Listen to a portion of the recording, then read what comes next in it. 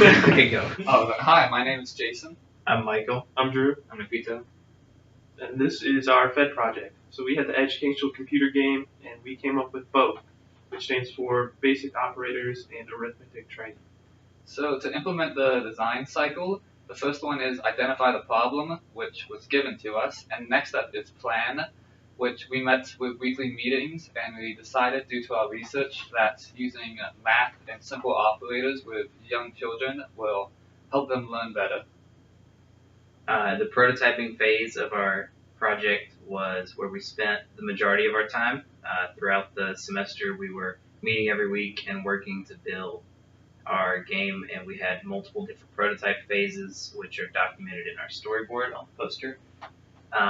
And every phase had quite distinct changes between them, where we made major improvements and then went back and kept improving it all the way up until the day of FED. And when we were doing prototyping, we were doing testing. And so compared to a lot of the other FED projects, ours was definitely one of the easier ones to test, being the educational computer game. So whenever we wanted to test it, we would just hit play and then see how the game behaved, whether we liked certain things or not. And then when we didn't like them, When we didn't like them, you would improve them. So you would, when it comes to programming, you'd find your issues and then you would implement new solutions. And same thing for pixel art. If you find your pixel art doesn't look how you want it to look, you just keep on messing with it till it's just right.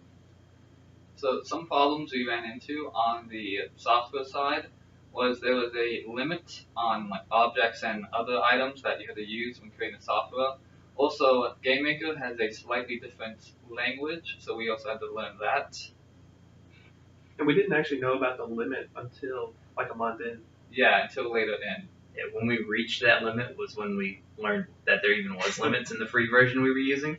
We probably should have assumed ahead of time that we were going to have limits because we were using the free version, but when we got there, we just had to deal with it. Excuse me.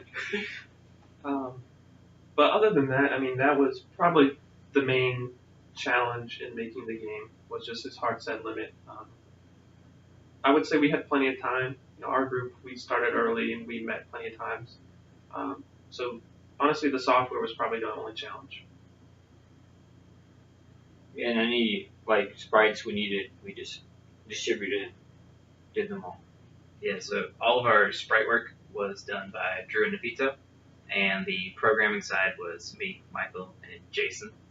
So splitting the work up like that made it so that we could all focus on our own task, and we were specialized enough that any problems that arose, the two of them could solve it themselves with a high enough level of detail to make it good enough. In FED, we were in the afternoon session, and we placed second. We were off by 1 point from the two groups who tied for first. And overall, for the morning session was exactly the same as us. So there was two groups that tied for first with the same score as the afternoon, and then second place had the same score as us. So overall, we tied for second. So the judges liked it, and then we also got feedback from the high schoolers and the other students that were there. And for the most part, I think everyone liked it a lot, especially the hard mode in our game. So our game had 3 different modes: easy, normal, and hard. And because the game was made for second graders through fifth graders, we wanted a harder mode that someone like our age could try and still be like a little bit challenged because of how fast paced it was. And that definitely got the best reaction out of anyone who played it. And then anything else with Fed?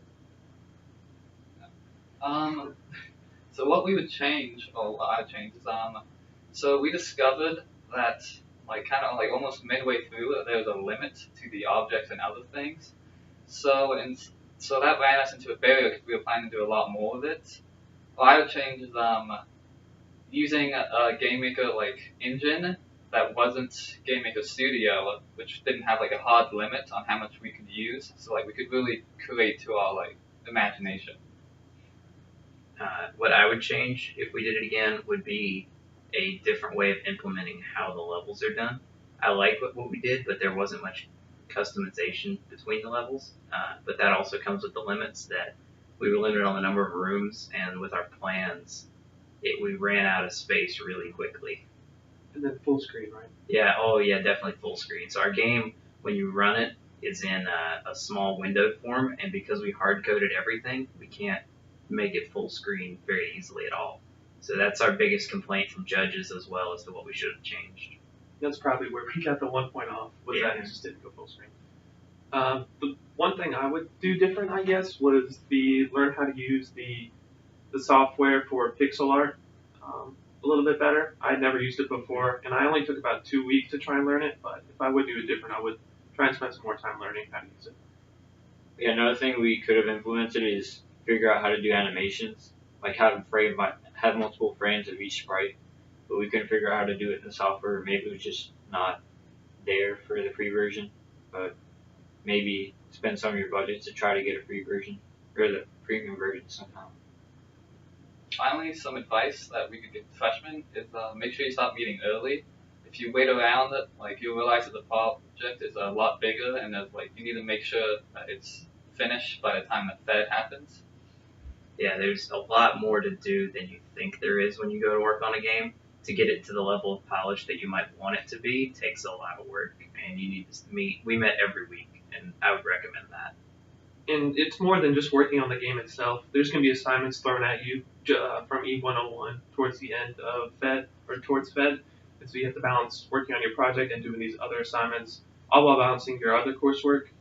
So, like Michael said, definitely more meetings is better than less meetings. And basically make sure you're doing some work every week, even if it's not like a huge amount. As long as you're doing something, you keep the consistency up, you'll get progress done.